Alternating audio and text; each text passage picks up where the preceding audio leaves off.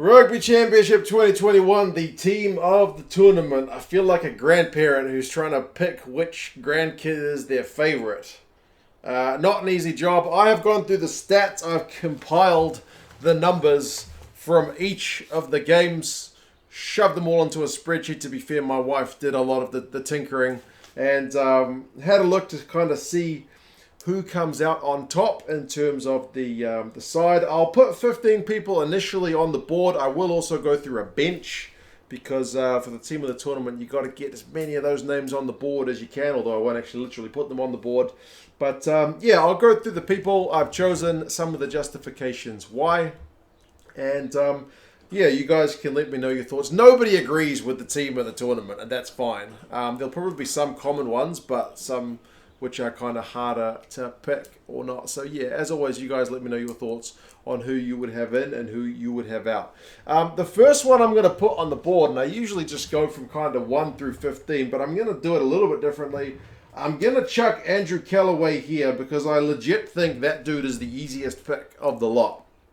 He's the top try scorer by a mile. He scores 7 tries. And the next best is 3. He has the most defenders beaten. He has the most clean breaks. Like, he just leads statistical categories easily. He just looked absolutely at ease at test level. It's weird because he was never a phenomenal Super Rugby player, but he has been phenomenal in this tournament. So I'm quite happy to chuck Andrew KELLAWAY there. He's been in the right place at the right time.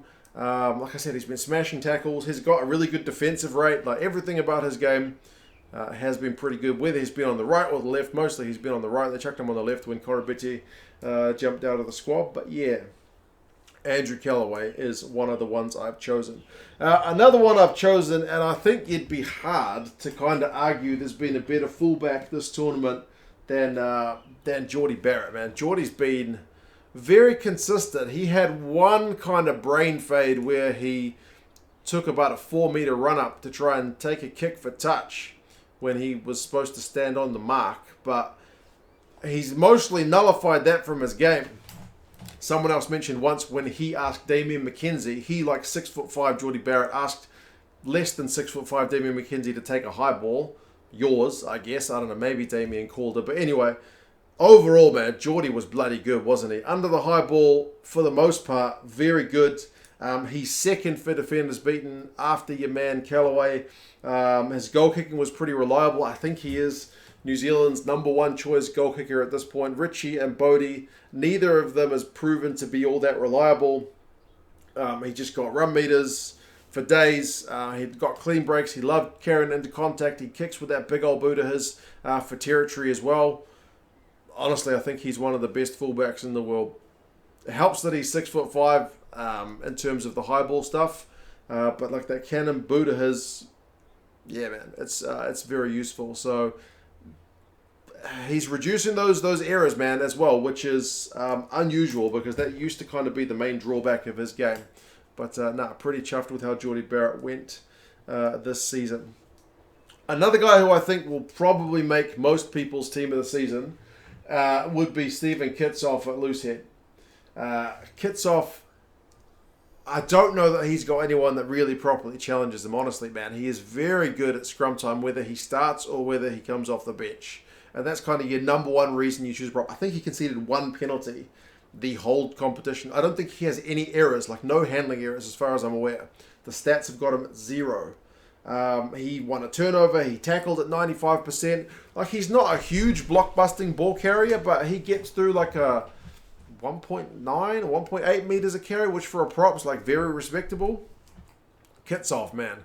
I'm not sure that he has an equal at the moment in terms of that position, at least in the Rugby Championship. He was, yeah, man, he was really, really bloody good. So pretty happy to chuck him in there as well. Who else did I go with? Another South African, actually, and a guy who I think was probably pretty clearly one of the better locks was Lutiaka. Maybe locks are a little bit more competitive than some of the other positions, but I do think he's the #1 guy pretty comfortably. He's got the most line-out wins. He's got the most line-out steals, which you don't always necessarily have to have from a lock. Like, there are locks who certainly don't really jump. who aren't that competitive in the air. There are some loose forwards who are phenomenal at that area of the game, but Lut can do that stuff really well. He's got the most tackles of all the locks. He's first equal for turnovers gained among locks, like excluding line-out steals. He's got also a really low error rate, which is not something you can say for all the other locks. I think he was pretty good, man. He missed a few tackles, but I don't think it was anything really egregious. Some games were really, really good in terms of the defensive shift. So, yeah, the Yaka, I think, is your number one lock for mine, anyway. I've got a midfielder next, and I do think he is in phenomenal form as well. SAMU KEREVI, I would be surprised if most people didn't have him. And their lineups, again, you've seen kind of good performances, especially one or two performances from other guys, as you would expect over the weeks and weeks of the tournament. But KEREVI, man, every game he played, I'm pretty sure he added quite a bit of value. His tackle rate, interestingly, at 88%. And KEREVI is not usually an 88% guy. He's usually like a 75% guy. From his days at the Reds, not defensively the most sound tackler by any means. 88%. He's higher than De Allende. He's higher than Havili. And Havili was actually better than I thought as well. But, yeah, he's got more try assists than the other 12s. Like, I did this little thing with the stats where I converted it kind of into like a strike rate, like how many carries they had compared to how many defenders beaten in clean breaks, and likewise kind of other, positive offensive stats you would like to generate. He's the highest by a mile. So, KEREVI, I think he's in phenomenal form, and the Wallabies look a much better team when he is on the team sheet. Another Wallaby I have chucked in is your man, Michael Hooper.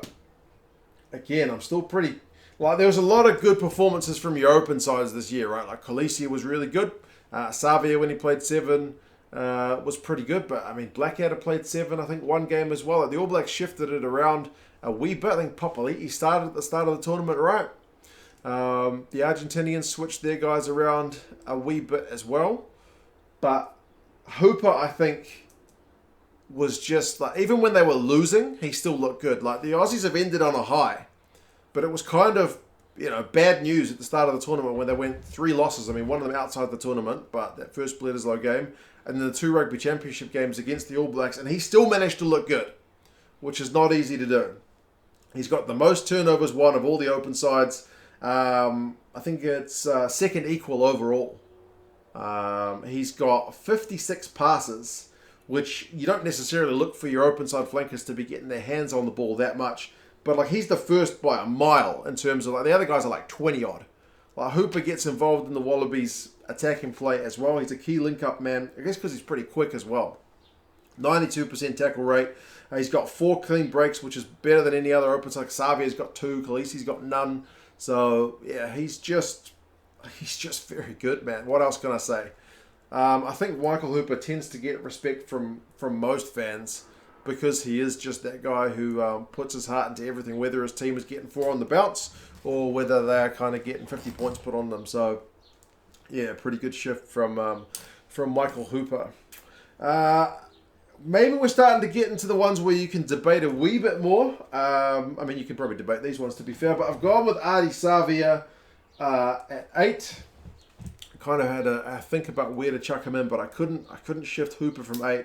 So SAVEA comes in at 7, which seems at 8, which seems to be where the All Blacks want to play him, knowing that your man Sam Cane's going to be back at some point. He had the lowest error rate of all the guys who played 8 in terms of coughing up the ball or conceding turnovers. He had the highest rate in terms of making clean breaks, beating defenders. Like, offensively, ball in hand, he was the most likely 8 to make something happen. He had the most try assists with 3. He had 2 tries. He had 90% tackle rate. He won turnovers. Like, again, everything he did was just very good. I have heard some people say his captaining is still a question mark. You can accept that as well. Still certainly learning the trade, but man, his work around the park, I don't know that you can argue with it a heck of a lot. Another guy I've got who loves a turnover is this guy, JULIÁN Montoya from the Pumas. Now, the Pumas didn't have a great time in the Rugby Championship. They suffered defeat after defeat after defeat. They didn't score a heck of a lot of tries. They didn't generate a lot of stuff going forward. Like, if you look at the top tacklers of the tournament, the majority of them are Pumas guys because they didn't have a lot of ball. So their backs, who can be pretty dangerous, are all scoring pretty low in their ball and hand stats because they didn't have a lot of pill. And some of those stats are kind of reflected in Montoya, man. He makes the most tackles in the competition. And if you've seen him play, you know he's defensively very sound. And he tackles at 97% as well. And the guy often plays like 70, 80 minutes. So he's not a guy who's getting beaten, you know, once he's knackered after 60 minutes. Montoya just keeps going. He won 5 turnovers, which is more than anybody else, more than Hooper. Only conceded 1 penalty the whole tournament. He scored a try. The line-out was like good without being phenomenally good. But I don't think any of the line-outs were really kind of that flawless in this competition. So, yeah, man, Montoya, kind of, I've compared him to Hooper when Hooper's team was getting beaten and beaten. Like, on a losing effort, he still manages to stand out. The one thing I would say is his carrying is not the same as some of the other hookers. Him and Marks are kind of defensively very sound, but like the guys like Taylor and Fainga have a lot more go-forward ball, but nobody beats him defensively. He is just an absolute unit of a player. So, yeah, good on him for a pretty good season. The final front rower I've chucked in is old TANIELA TUPOU. Very much not your traditional prop. And I know some people really dislike him. They say his scrummaging technique is poor. He gets away with murder. And he's a bulky guy, man. He is... the size of his legs are just massive. So it doesn't kind of surprise me that he looks different when he's scrummaging compared to guys who are a more kind of normal body shape for some of the props. But the stuff he can do around the park is second to nobody for a prop. His average run meters per carry is 4.7 meters. That's more than SAVEA, that's more than Mo'unga, that's more than Dealende. The next best prop averages like 1.8. So he is getting around the park like light years ahead of everybody else. Now that's not essentially why you pick a prop, right? You pick a prop because they can scrummage. He did get penalised sometimes. I mean, Lalala has 10 penalties conceded as the most of the comp. Tupou, I think, what was he at 7? 7. Like a guy like Koch was at 2. So he's at the upper end. Not all those penalties conceded are at scrum time. And sometimes he just monsters opposition scrums as well. So it's a bit... he's not like a traditional Malherba like the guys in the squad for solely his scrummaging. Or like largely his scrummaging. But I don't reckon his scrummaging is too bad. It's the only prop with the try assist, man. That pass... slick stuff. So pretty happy to have old TANIELA in that one. And we're on a bit of an Aussie theme at the moment because number 10, I've gone with your man Quade Cooper. Now, I wish he'd got a chance to play New Zealand because every game he plays, the Wallabies go and win. But he didn't play when they were looking poor. And to be fair, Lolosio, as a young guy, made some bad decisions against New Zealand, maybe cost them a few points. Hopefully that experience in the bank is going to help him going forward. But Cooper, man... I mean, he doesn't carry like as effectively as like a Beauden Barrett or a Andre Pollard. He doesn't get as many meters per carry. But his distribution skills are as good as the best of them, man. His pass is still crisp. His kicking is still on point. He's got a really good kind of vision for the game. He can see opportunities and he makes those right decisions, which is something that maybe we didn't see that much from Lolosio. Interestingly, his defense, which is usually, like, as far as I remember from back when he was in Super Rugby, was atrocious, right? He's the highest tackler from all the guys who played 10. 93%. 2 try assists. His goal kicking, a bit hit and miss, but he kicked the ones he needed to kick. He didn't miss any to kind of lose a game, right? So, yeah.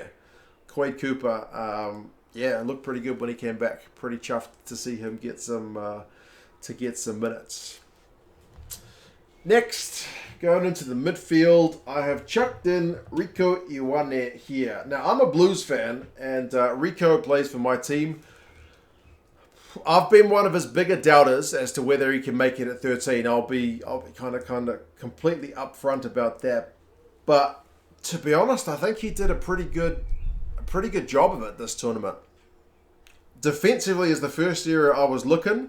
His tackling numbers, I know he didn't play every game in the midfield, but 89% is good by anyone's standards. If you look at the other guys who largely played 13, Ikitau tackles at 73%. Sinti from Argentina is 80%. Lecanio Armas at 63%. So RIEKO, head and shoulders above everyone else. He's got the most run meters of anybody else in the comp.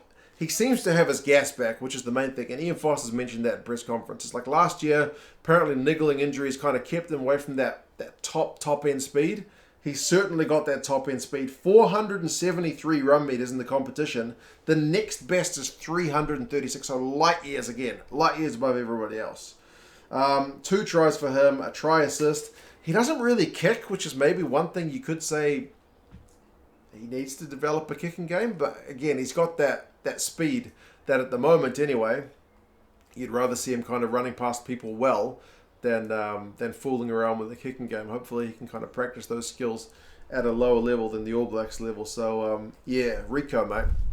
I think he actually impressed at 13. As I said, I have been a doubter, but he is he's getting there. Who else have I got? Number 9. I honestly think you could pick most of the guys who played 9. It doesn't help that the All Blacks switched it up. They played TJ, they played Aaron Smith, they played Brad Weber. Like, the All Blacks didn't really play a consistent 9. The Springboks played Faf de Klerk, and sometimes the kicking game worked, and sometimes it really didn't. Even the Wallabies kind of shifted in McDermott and White. I went with Nick White, man. Like, he was pretty consistently good. And again, when he was starting, the Wallabies were pretty much winning. It's a weird one because him and Tate McDermott kind of form a bit of a combo, right? Like one of them has one role and then one of them has another. Like McDermott's the guy who snipes and he gets the run meters and he gets the tries and, you know, the ball in hand stuff. Whereas Nick White is just very solid, kicks well, distributes well, defends well. When he does take it to the line, it's usually pretty good, but it's not that often. So, he's got the first for try assists of the 9s. He's got the most turnovers won. He doesn't have the best pass. He's not bad.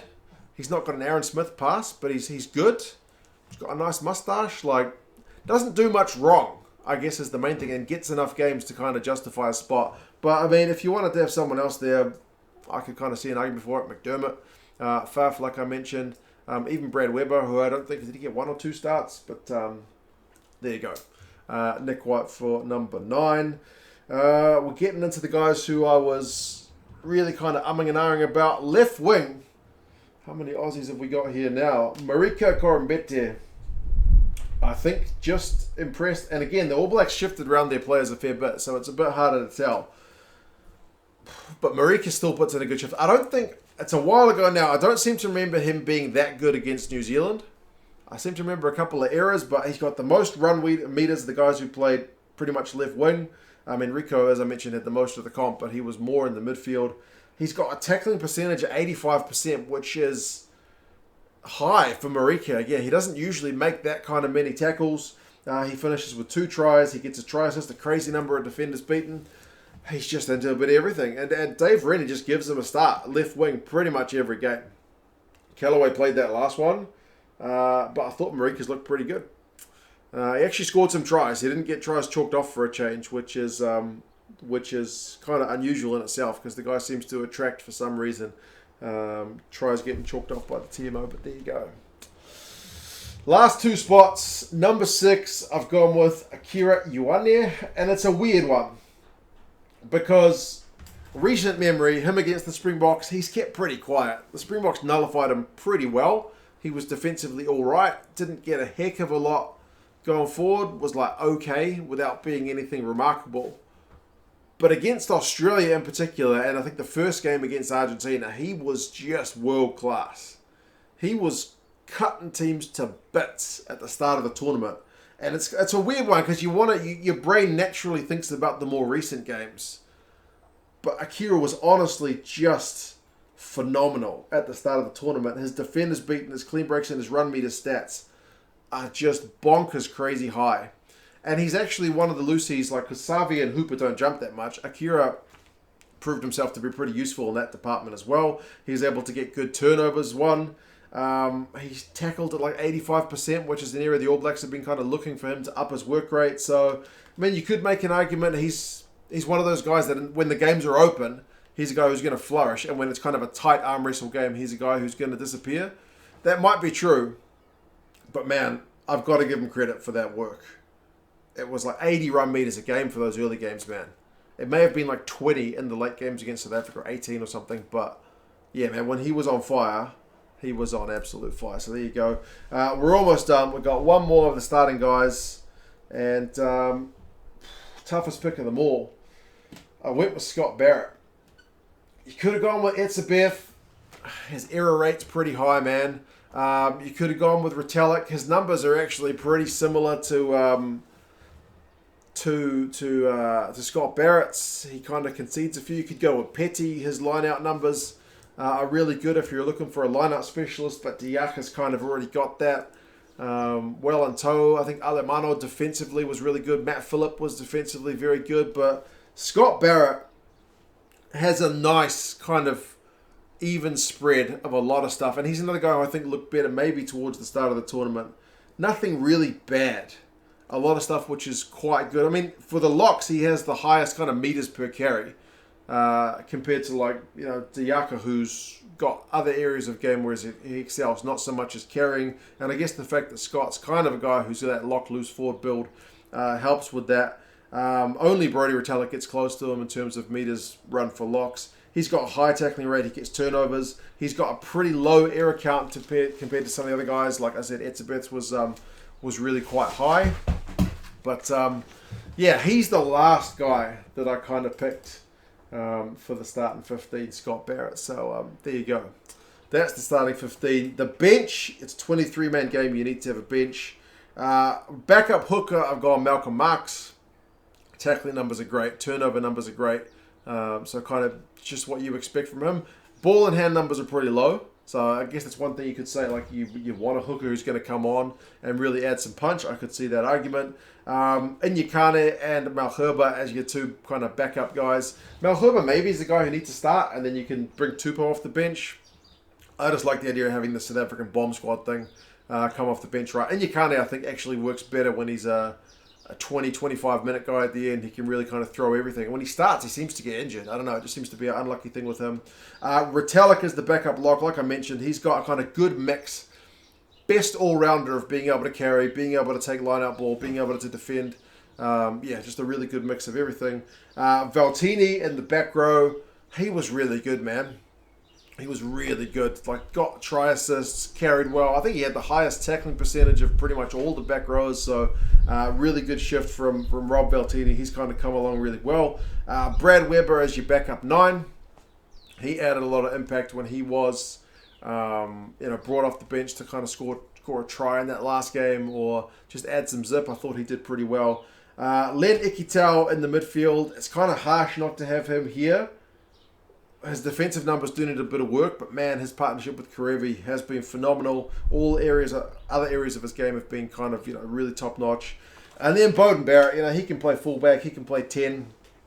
I don't think, people have been saying he was lackluster. I don't think he was bad, man. I think he was pretty solid, again, without being spectacular in terms of our guys who play 10. He does the super sub role pretty well, so I've kind of relegated him to that for this one. But that is the team of the tournament, just in case anybody is kind of jumping on, skipping to the end to see what I'll just put a couple of other names up. But yeah, you guys let me know what you reckon. As I said, no one's ever going to pick the same team. I've had a look online to see a few different teams, and everybody picks them. There's kind of a core. Like, I made sure to pick my team before I have a look at anyone else's, because I like to go at it basically based on the stats and my own kind of gut feeling.